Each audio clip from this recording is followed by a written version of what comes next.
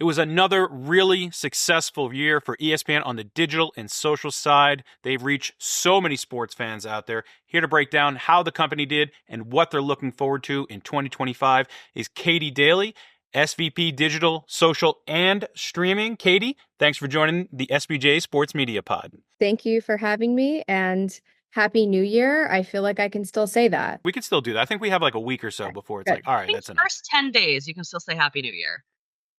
Curb Your Enthusiasm, what? They had like some sort of statute of limitations. I can't remember what it was, but I think we're still within it was that. a week, but we're gonna push it a little. All right, Kaitee, I want to start by looking back at a really strong 2024 on the metric side for you all, like just real dominance of the sports category. How do you really stay on top year over year? I think it starts with curiosity and a fan first mentality. That's something we talk about all the time. Of course, our mission statement, right, is to serve sports fans anytime, anywhere. But in the digital and social space, that's constantly changing. And so we have to be nimble. We have to have people on our team that are unafraid to try new things and learn. And they're really on the curiosity front, getting into, why did this clip perform better than another clip? What do we need to adjust from a thumbnail perspective, from a copy perspective? So I like to say our team is curators and creators. And when we're curating that fan experience, we're really thinking about them, the platform they're on, what they're engaging with. And that has been a rising tide that lifts all boats from a metrics perspective. Kaitee, we have heard Jimmy Pitaro say for the last couple of years that engaging this younger audience and reaching new audiences is really important. And obviously, this younger audience is very digital centric. Are you spending more time on mobile versus other areas, or kind of where are your priorities? Yeah, I mean, so me personally, right? I'm constantly on my phone. It's very millennial of me to be that way, and it's certainly a company priority to make sure the ESPN app experience is as great as it can be. I would say in 2025 in particular, right? You both know Project Flagship is ultimately going to be a new way for subscribers to access all of ESPN's networks and ESPN Plus through the ESPN app. And our app will be the most innovative and interactive way to experience ESPN content. So features you've heard about like integrated betting and fantasy will be accessible through your ESPN app experience. So it's paramount that our team is throughout the year, right, prioritizing that app experience, and also focusing on audience expansion, as you mentioned, Molly, like huge. It's been a company priority for a while. And on the social side, we are reaching younger people, right? That it stands to reason that we're doing that. But how are we focusing on both width and depth? The stat that I love to share in 2024 is that we reach 2/3 of all US adults on an average monthly basis across digital and social. It sounds like a lot. It sounds like a lot of people. It's not bad. But then we're also thinking about that depth, right? How are we serving like casual, younger fans of volleyball and fans of, college game day? And that's why it's great that we're together now under one team, is that we're really having those conversations on a daily basis and figuring out how to deploy different tactics to drive forward our audience expansion and our depth.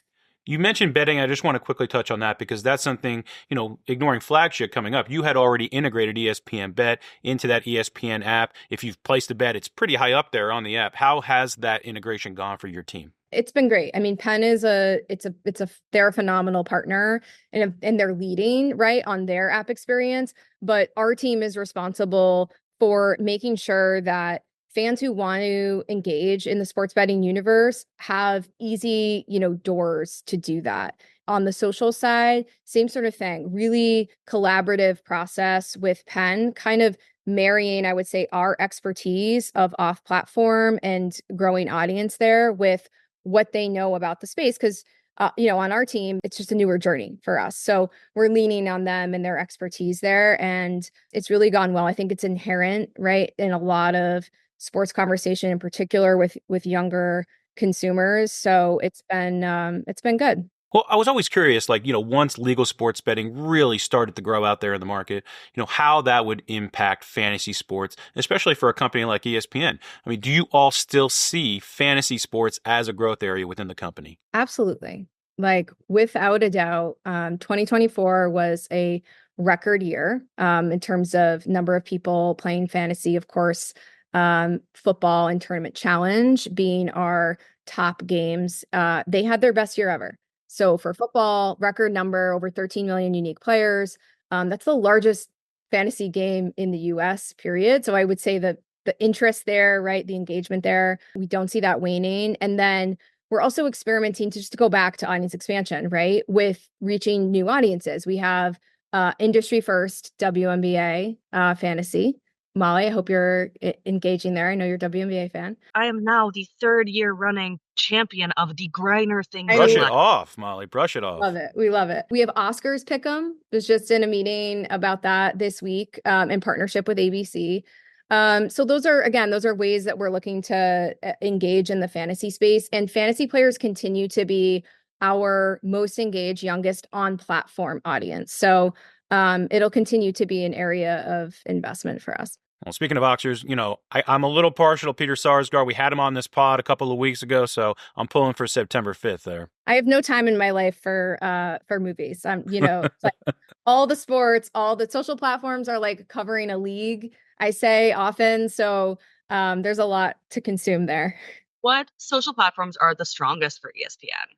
We do love all of our children equally. They all have different things that they bring to the table for us in terms of value proposition. I can say that it's very intentional that we're in a bunch of different places, right? Because of what I hit on earlier. Things are constantly changing.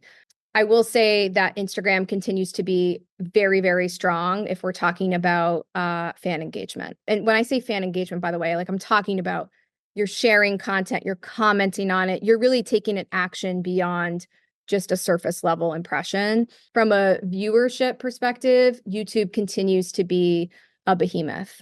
We just wrapped our third consecutive year with 20 billion views on that platform. So again, not a bad number, reaching a lot of eyeballs there. Does the future of TikTok at all worry you, or do you guys make any plans around that? We have plans. We stay ready for all scenarios. As I mentioned, being nimble, being dynamic, being multi-platform is in our DNA. Okay. And in terms of, the rest of it, we'll let it play out. I won't be placing any sort of bets one way or another. Yeah. Who knows which way that's going to go? I don't think anybody knows. I think the skill set of producing for off-platform and in particular like vertical short form video, it's highly applicable in a bunch of other areas, right?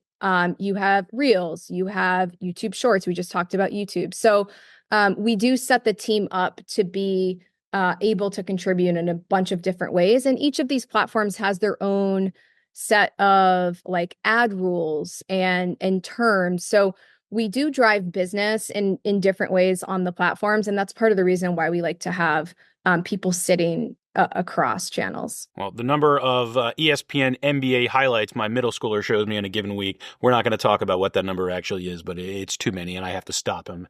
I love probably that. By Wednesday. He's your target audience. He is all about those highlights. Yeah, tell him to also share it with you, and then we'll get an additional metric if he's sharing it with you.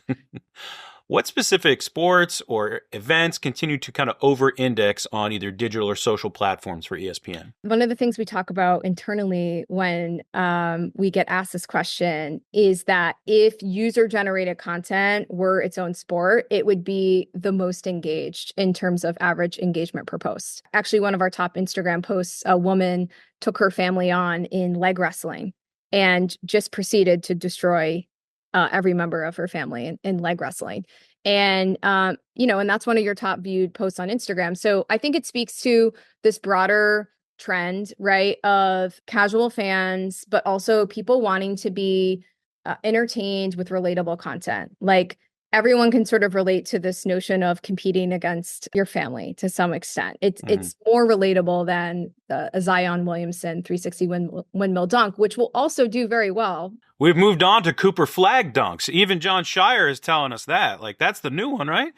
Listen, last night, coming back from injury, we had a Zion dunk very reminiscent of the Duke dunk. So that was actually a fun quick turn edit that the team made of just putting the two side by side for social and quick turn. And then SportsCenter ran it as well. So we like that we have different sports that engage differently depending on the platform. We definitely are monitoring those types of trends.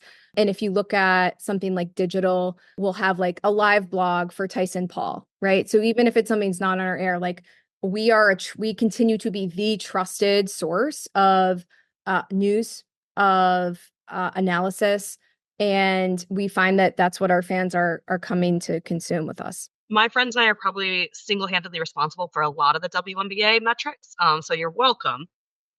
Coming into 2025, like the digital landscape is shifting so much. I mean, Austin already mentioned the upcoming possible TikTok ban. What new strategies or approaches are you considering? We are on Blue Sky. That's something that a decision that we made, and it really aligns with, again, our mission of serving sports fans anytime, anywhere. We'll continue to explore any platform is going to connect us with fans and meet them where they are. So early innings of that platform and figuring out what it can mean for us. We're doing more experimentation with article sharing on the platform because it is decentralized. There's a little maybe less incentive as the other platforms have to keep you there and keep you on the platform. So early innings, and we'll continue to monitor that. We have packages for external clients that are inclusive of shorts and reels and TikTok, so that, again, if you want to be a part of a big sports moment, a big sports event, or even a show like First Take, we have packages that are going to reach eyeballs wherever you're spending time, whatever social channel of choice that you have. And then in terms of just overall approach, I would say our pillars stay pretty much the same. We're looking at, but then the tactics within change. So we're looking at driving reach, driving relevance, driving revenue. Those are really three key pillars for us going into this year. Well, Kaitee, we know you and your team crushed it in 2024. We know you're going to continue to do it in 2025. Kaitee Daley, ESPN's Senior Vice President of Digital, Social, and Streaming, thank you for joining the podcast. Thank you for having me.